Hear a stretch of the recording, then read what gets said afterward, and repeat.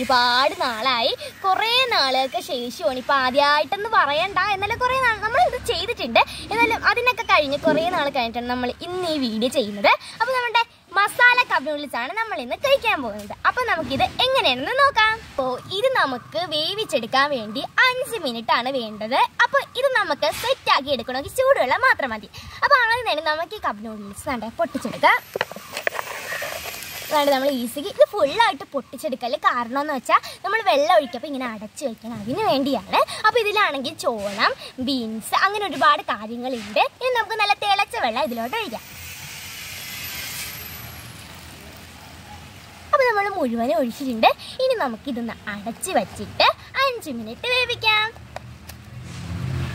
അപ്പോൾ നമ്മൾ കുറേ നേരം വെയിറ്റ് ചെയ്തിട്ടുണ്ട്. അപ്പോൾ നമ്മുടെ നൂഡിൽസ് നമുക്ക് റെഡിയായാൽ നോക്കാം.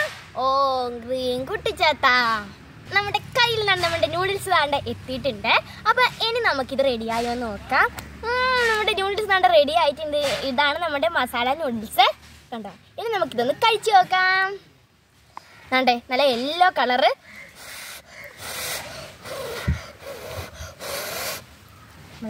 ഇത് കഴിച്ചു നോക്കാം.